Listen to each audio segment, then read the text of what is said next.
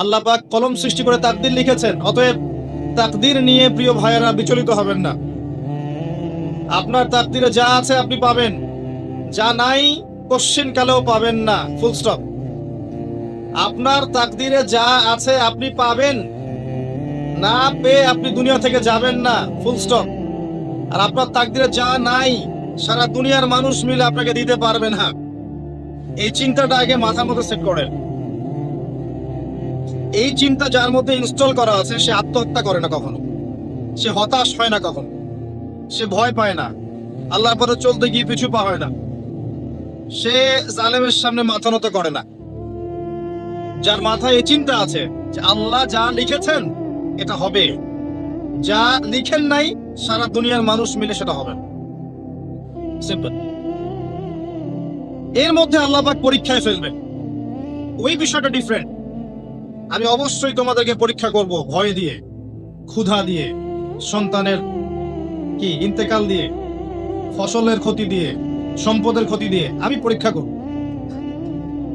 কিন্তু যারা সবর করবে এবং যারা এই কনসেপ্ট রাখবে ইন্না লিল্লাহি ওয়া ইন্না ইলাইহি রাজিউন, এদেরকে আল্লাহ পাক প্রশংসা করেছেন, ইনশাআল্লাহ এরা সফল হবে। আল্লাহ পাক তাকদীর লিখে ফেলেছেন, তাকদীর নিয়ে টেনশন করবেন না, রিজিক নিয়ে টেনশন করবেন না। এখনকার যুব সমাজের সবচেয়ে বড় টেনশন রিজিক। একটা জব, একটা ভালো জব, একটা ভালো ব্যবসা, সে সিকিউরড লাইফ চাচ্ছে। রিজিক নিয়ে চিন্তা করবেন না।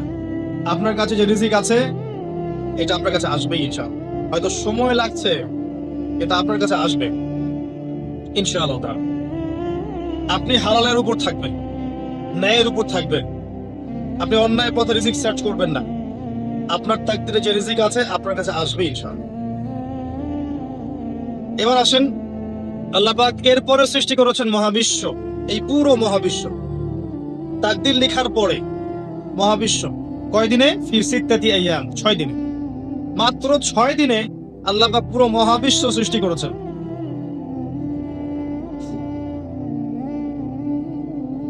হুয়াল্লাযী খালাকাস সামাওয়াতি ওয়াল আরদা ফি সিত্তাতি আইয়াম সুম্মা ইস্তাওয়া আলাল আরশ। সূরা হাদীদের মধ্যে একটা আছে, তিনি সেই আল্লাহ যিনি এই মহাবিশ্ব সৃষ্টি করেছেন 6 দিনে, এরপরে আরশের উপর সমাসীন হয়েছেন। আল্লাহ পাক এর একদিন আমাদের একদিনের মতো নয়, বরং কিয়ামতের মাঠে যেদিন আমরা দাঁড়িয়ে থাকবো এই দিনটা হবে আল্লাহর হিসেবে 50,000 বছরের সমান। মানুষ অস্থির হয়ে থাকবে, বিচার শুরু হচ্ছে না কেন। অপেক্ষা করা কাজটা খুব যন্ত্রণাদায়ক, তাই না?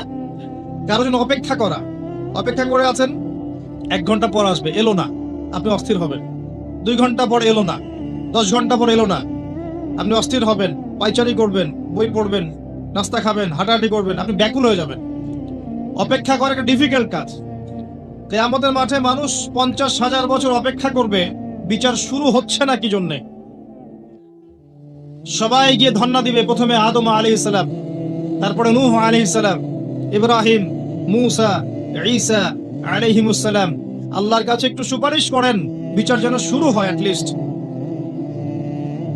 কেউ কিচ্ছু করতে পারবে না, কারণ সবাই বলবে ইয়া নাফসি ইয়া নাফসি। দূর থেকে একজনের আওয়াজ আসবে, যিনি ইয়া নাফসি বলছেন না, যিনি বলছেন ইয়া উম্মতি ইয়া উম্মতি। সবাই তার কাছে যাবে এবং তিনি আমাদের নবী মুহাম্মদুর রাসূলুল্লাহ সাল্লাল্লাহু আলাইহি ওয়াসাল্লাম সিজদায় পড়ে যাবেন এবং তার উম্মার জন্য সুপারিশ করবেন। উম্মার কবিরা গুনাহগার ব্যক্তিদেরকে সুপারিশ করে তিনি জান্নাতে নিয়ে যাবেন ইনশাআল্লাহ। আল্লাহ তাকে ওয়াদা করেছেন, হে নবী, তোমার উম্মতের কোনো ব্যক্তি যদি শিরিক না করে আমার সামনে উপস্থিত হয় আমি তাকে মাফ করে দেব ইনশাআল্লাহ। হাদিসে কুদসির মধ্যেও আছে যে হে আদম সন্তান, তুমি যদি দুনিয়ার সমান পাপ নিয়ে, আসমান জমিন সমান পাপ নিয়ে আমার সামনে দাঁড়াও, কিন্তু আমার সাথে কাউকে শরীক করনি, তাহলে আমি আল্লাহ তোমার সামনে আসমান জমিন সমান ক্ষমা নিয়ে উপস্থিত হব ইনশাআল্লাহ। শোনেন, 1,999 জন মানুষ জাহান্নামে যাবে, প্রতি 1000-এ 999 জন মানুষ জাহান্নামে যাবে। সহিহ বুখারীর হাদিস 4 বার এসেছে। এখানে ইকুয়েশনটা এমন না যে ম্যাথামেটিক্যালি ক্যালকুলেট করতে হবে, এমন নয়। এটা দিয়ে আধিক্য বোঝানো হচ্ছে বেশিরভাগই জাহান্নামে যাবে। এই কথা আল্লাহ পাক কিন্তু সূরা আরাফের মধ্যেও বলেছেন 179 নম্বর আয়াতে, ওয়ালাকাদ যারানা লিজাহান্নামা কাসীরাম মিনাল জিন্নি ওয়াল ইনস। একই বিষয়ে কোরআন হাদিস পরস্পর মিলে যায়। এখানে একটা বিষয় বুঝতে হবে, আল্লাহ পাক বলেছেন সূরা নিসার মধ্যে, ইন্নাল্লাহা লা ইয়াগফিরু আন ইউশরাকা বিহি ওয়া ইয়াগফিরু মা দুনা যালিকা লিমান ইয়াশা। আল্লাহ পাক তার সাথে শিরকের গুনাহ মাফ করবেন না, এছাড়া যে কোনো গুনাহ আল্লাহ পাক যাকে ইচ্ছা মাফ করতে পারেন। তার মানে যে বেশিরভাগ মানুষ জাহান্নামে যাচ্ছে, তাদের আমলনামায় কোন পাপ থাকতে পারে? কথা বোঝা যাচ্ছে কি? নিঃসন্দেহে তাদের আমলনামায় শিরকের পাপ থাকবে। এটা বুঝতে আপনাকে পিএইচডি করার দরকার নাই। আল্লাহ পাক শিরক ব্যতীত যে কোনো পাপ যাকে ইচ্ছা মাফ করতে পারে। তার মানে তারা জাহান্নামে যাচ্ছে বিকজ অফ শিরক। আমাদের মুসলিমরা এখন শিরক বোঝে না, অমুসলিমরা তো শিরক করেই। যেমন কেউ বলছে ওয়াকালাতিল ইয়াহুদু উযাইরুন ইবনুল্লাহ, ইহুদিরা বলছে উযাইর আল্লাহর সন্তান, নাউযুবিল্লাহ, শিরক। অথচ ওরাই এখন বিশ্বকে রুল করছে, তাই না? ওয়াকালাতিন নাসারা আল মাসীহ ইবনুল্লাহ, নাসারা বলছে যে ঈসা ইবনে মারইয়াম আল্লাহর সন্তান, তাই না? অথচ ওই সভ্যতাই এখন বিশ্বকে রুল করছে। যালিকা কাউলুহুম বিআফওয়াহিহিম, এটা ওদের মুখের কথা, এটা জাস্ট মুখের কথা। আবার অনেক সময় দেখা যায় যে আল্লাহকে বাদ দিয়ে আমরা মাধ্যম পূজাও করছি। অমুসলিমরা তো শিরক করছেই, যারা মুসলিম তারা দেখবেন আল্লাহকে বাদ দিয়ে মাধ্যম পূজা শুরু করেছে। মাজারের পূজা করছে, কবরের পূজা করছে, মৃত ব্যক্তির ওসিলায় পার পাওয়ার চেষ্টা করছে। মুসলিম থেকে দেখবেন তাকদীরকে অস্বীকার করছে, আল্লাহর হালালকে হারাম করছে, আল্লাহর হারামকে হালাল করছে। মুসলিম থেকে দেখবেন যে হাতে একটা আংটি পড়েছে, ভাই কি জন্য পড়েছেন? এই যে রোগ ভালো হবে আমার। গলায় একটা বালা ঝুলিয়েছে, কোমরে একটা মাদুলি, ভাই এগুলো কেন? যে এগুলোতে রোগ ভালো হবে। মুসলিমদের কথা বলছি, অমুসলিমদের কথা বাদ দেন। যারা বলছে আল্লাহর সন্তান আছে, ওদের কথা তো বলার দরকার নেই আমার, কারণ এগুলো স্পষ্ট শিরক। 25শে ডিসেম্বর যারা বলেছে মেরি ক্রিসমাস, মুসলিমদের মধ্যে এরা স্বীকার করে নিয়েছে যে ওই দিন আল্লাহ রাব্বুল আলামিন ঈসা আলাইহিস সালামকে জন্ম দিয়েছেন। নাউযুবিল্লাহ, নাউযুবিল্লাহ। আর এটা এত বড় একটা কথা, এই কথা যদি আসমান জমিন আর পাহাড় শুনে রিঅ্যাক্ট করতে পারতো, থরথর করে কেঁপে ভেঙে যেত। সূরা মারিয়ামের শেষের দিকে পড়ে দেখেন, وقالوا اتخذ الرحمن ولدا لقد جئتم شيئا إدا تكاد السماوات والأرض يتفطرن منه وتنشق الأرض وتخر الجبال هدا। পরের অর্থটা, আসমান জমিন পাহাড় যদি এই কথা শুনে রিঅ্যাক্ট করতে পারতো, এরা চৌচির হয়ে যেত। এত বড় একটা কথা বলেছো তোমরা, ঈসা আলাইহিস সালামকে আল্লাহ পাক জন্ম দিয়েছেন, নাউযুবিল্লাহ। তো এরা তো শিরক করছেই। মুসলিমরাও দেখবেন এই যেগুলো বললাম, আল্লাহকে বাদ দিয়ে অন্যের কাছে দোয়া করছে, আল্লাহকে বাদ দিয়ে অন্যকে সেজদা করছে, আল্লাহকে বাদ দিয়ে অন্যের কাছে নজর মানত করছে, আল্লাহকে বাদ দিয়ে অন্যের জন্য জবাই করছে, আল্লাহর তাকদীরকে অস্বীকার করছে, আল্লাহর হালালকে হারাম করে নিচ্ছে, আল্লাহর হারামকে হালাল করে নিচ্ছে। দেখবেন মুসলিমরা করছে। এবার মুসলিম জেনারেশন, এমন একটা প্রজন্ম বের হয়েছে এখন, ইয়াং জেনারেশনের, তারা বলছে যে এই মহাবিশ্ব বিগ ব্যাং থেকে সৃষ্টি হয়েছে, আল্লাহ বলতে কিছু নাই।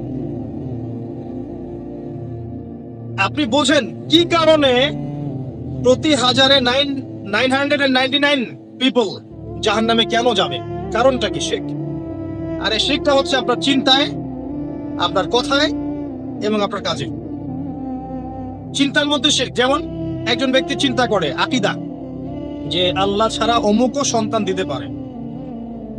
এরকম আকীদা নাই মুসলিমদের? আছে। একজন বলছে আল্লাহ কল্যাণের মালিক আর শয়তান হচ্ছে অকল্যাণের মালিক। কথাটা শুনতে খুব ভালো লাগে না? অকল্যাণ হয়তো আল্লাহর পক্ষ থেকে আসে না, আল্লাহ পবিত্র, অকল্যাণ শয়তানের পক্ষ থেকে আসবে। ব্যাপারটা কি এমন? ভালো মন্দ, কল্যাণ অকল্যাণ, দুঃখ কষ্ট সুখ সবকিছু কার পক্ষ থেকে আসে? এমন নয় যে ভালোগুলো আল্লাহ দেন, অকল্যাণগুলো শয়তান দেয়, নাউযুবিল্লাহ। এরকম আকীদা আছে মানুষ। কিছু মানুষ বলছে তাকদীর বলতে কিচ্ছু নাই, মানুষ নিজেই তার কর্মের নিয়ন্ত্রণ, শিরক। কিছু মানুষ বলছে যে ভাগ্যই সব, মানুষের কাজের কোনো স্বাধীনতা নাই। মানে ভাগ্যই সব, আমার কাজের কোনো স্বাধীনতা নাই। আমি কলের পুতুল। চুরি করেছো কেন? আল্লাহ তাকদীরে লিখেছে তাই। সুদ খাও কেন? ঘুষ খাও কেন? রিলিফের মাল মেরে খাও কেন? আল্লাহ তাকদীরে লিখেছে তাই। এরকমও কিছু মানুষ আছে। প্রত্যেক পদে পদে আপনি শিখ পাবেন। আপনি আল্লাহকে ছাড়া সেজদা দেখতে পারবেন, আল্লাহকে ছাড়া মানুষ নজর করছে, মানত করছে, কসম করছে, কুরবানি করছে, সেজদা করছে, দোয়া করছে এবং ওসিলা পূজা করছে যে আল্লাহ বাদ দিয়ে অমুকে আমাকে পরকালে পার করিয়ে দিবে। নাউজুবিল্লাহ বলছেন ঠিকই, কিন্তু আমাদের দেশের বহু মানুষের আকীদা এমন যে আমাকে পরকালে পার করায় দেওয়ার লোক আছে, সমস্যা নাই। শোনেন, পরকালের প্রতিটা সুপারিশ আল্লাহর ইখতিয়ারে। একজন শহীদ, আল্লাহর পথের শহীদ, তিনি কিন্তু সুপারিশ করবেন, কিন্তু তিনি নিজের ক্ষমতায় করবেন না আল্লাহর ক্ষমতায় করবেন।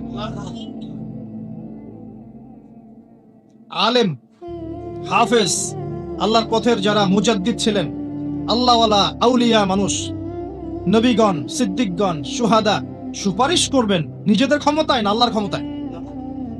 আকীদা স্পষ্ট না থাকলে তখন আমল করতে গিয়ে শিরক হয়ে যাবে। আর শিরক হলেই কি হবে? ওই যে বললাম, প্রতি হাজারে 999 জন মানুষ জাহান্নামে যাবে। এবার আসেন, আল্লাহ পাক মহাবিশ্ব সৃষ্টি করেছেন কয়দিনে? এই কিয়ামতের মাঠ কত বছর হবে? কে সেজদা করবেন, সুপারিশ করবেন আমাদের জন্য? মুহাম্মদ সাল্লাল্লাহু আলাইহি ওয়াসাল্লাম। এবার আসেন, যে নবী আমার জন্য সুপারিশ করবেন, যেই নবী আমার জন্য হাউজে কাউসারে দাঁড়িয়ে থাকবেন, যেই নবীকে আমাকে কবরে দেখানো হবে এবং জিজ্ঞাসা করা হবে মান হাযা রাজুল বুইসা ফীকুম, কতজন যুবক, কতজন মানুষ আর কতজন মুসলিম মুহাম্মদ সাল্লাল্লাহু আলাইহি ওয়াসাল্লামের এই সুন্নাহগুলো আমরা মেনে চলি। যাকে কবরে দেখানো হবে, যিনি সুপারিশ করবেন, যিনি আমাদেরকে ছাড়া জান্নাতে যাবেন না, যিনি হাউজে কাউসারে দাঁড়িয়ে থাকবেন, যিনি জান্নাতের দরজায় প্রথম কড়া নাড়বেন এবং যিনি তার উম্মতকে নিয়ে ফিকির করছেন কিয়ামতের মাঠে, ইয়া উম্মতি ইয়া উম্মতি, উম্মতের মধ্যে কতজন যুব সমাজ মুহাম্মদ সাল্লাল্লাহু আলাইহি ওয়াসাল্লামের সুন্নাহ মেনে চলে? বলেন। মুহাম্মদ সাল্লাল্লাহু আলাইহি ওয়াসাল্লামের উম্মাহ এখন ম্যাক্সিমাম মানুষ নামাজ পড়ে না। মুহাম্মদ সাল্লাল্লাহু আলাইহি ওয়াসাল্লামের উম্মার মধ্যে ম্যাক্সিমাম মানুষ এখন কোরআন পড়তে জানে না। মুহাম্মদ সাল্লাল্লাহু আলাইহি ওয়াসাল্লামের উম্মাহ হয়েও আমরা কোরআনের অর্থ বুঝি না, কোরআনের হুকুম আহকাম মানি না, তার সুন্নাত নিজেদের ব্যক্তি জীবনে, পারিবারিক জীবনে, সামাজিক জীবনে অ্যাপ্লাই করি না। বরং তার আদর্শ মেনে চললে আমাদেরকে মনে হয় আমরা পিছিয়ে পড়েছি। কোন মুখ নিয়ে আমরা তার সামনে দাঁড়াবো এটা ফিকির করতে হবে। আল্লাহ পাক মুহাম্মদ সাল্লাল্লাহু আলাইহি ওয়াসাল্লামকে বলবেন কিয়ামতের মাঠে। সূরা ফুরকান নিয়ে আলোচনা হচ্ছিল না? ওই সূরাতেই আছে। আল্লাহ পাক বলবেন যে তোমার কওমের কি হয়েছিল, কিভাবে বিভ্রান্ত হলো তোমার কওম। নবী সাল্লাল্লাহু আলাইহি ওয়াসাল্লাম শিকায়াত করবেন, ইন্না কওমি ইত্তাখাযু হাযাল কুরআনা মাহজুরা। শিকায়াতটা শুনেন, শিকায়াতটা শুনেন। নবী সাল্লাল্লাহু আলাইহি ওয়াসাল্লাম বলবেন, আমার কওম হে আল্লাহ কোরআনকে পরিত্যাগ করেছিল, আমার কওম হে আল্লাহ কোরআনকে পরিত্যাগ করেছিল। কি করছি কোরআন কেন্দ্রিক আমরা? কতজন কোরআন পড়তে জানি? হাত উঁচু করেন দেখি। মাশাআল্লাহ, না সংখ্যা অনেক, আলহামদুলিল্লাহ। এবার বলেন কতজন কোরআনের ভাষাটা বুঝি? হাত উঁচু করেন দেখি। কোরআন পড়েন মাশাআল্লাহ। আয়াতুল কুরসি মুখস্থ আছে কয়জনের? হাত তুলুন। সবার মুখস্থ আছে। এবার বলেন কতজন অর্থ জানেন আয়াতুল কুরসির অর্থ? এটা পরিচিত আয়াত বললাম, একদম পরিচিত। 4-5 জন। দেখেন, ইন্না কওমি ইত্তাখাযু হাযাল কুরআনা মাহজুরা।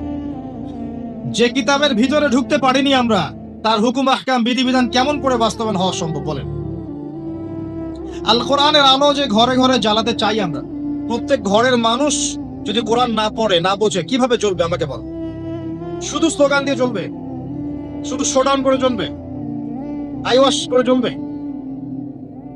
আর এই জ্বালানোর দায়িত্ব কি সবার আগে রাষ্ট্রের না ব্যক্তির? ব্যক্তি ঠিক হচ্ছে না, রাষ্ট্রের দিকে আঙ্গুল তোলার কি দরকার? তো নিজেই ঠিক হচ্ছে না। নামাজ পড়তে রাষ্ট্র বাধা দিয়েছে নাকি? কোরআন তেলাওয়াত শিখতে রাষ্ট্র বাধা দিয়েছে?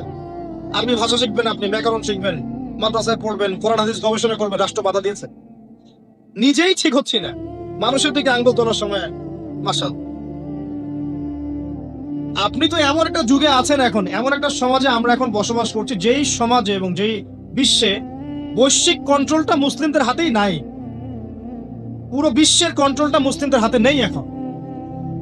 বিগত 100 বছর ধরে আমরা যে আপোষে ইখতিলাফে লিপ্ত ছিলাম, এই সময়গুলোর মধ্যে পৃথিবীর একটা সভ্যতা এত রাইজ করে গেছে যে তারা এখন আমাদেরকে উঠতে বললে উঠি, বসতে বললে বসি। হ্যাঁ, বাস্তবতা এমন। অনেকের মনে হতে পারে না, কথা ঠিক নয়, কথা ভুল। বাস্তবতা এমনই। পৃথিবীর বড় বড় সেকশন, পলিটিক্স, ইকোনমিক্স, আপনার জিওপলিটিক্স, মিডিয়া, সামরিক বিষয়, প্রযুক্তি,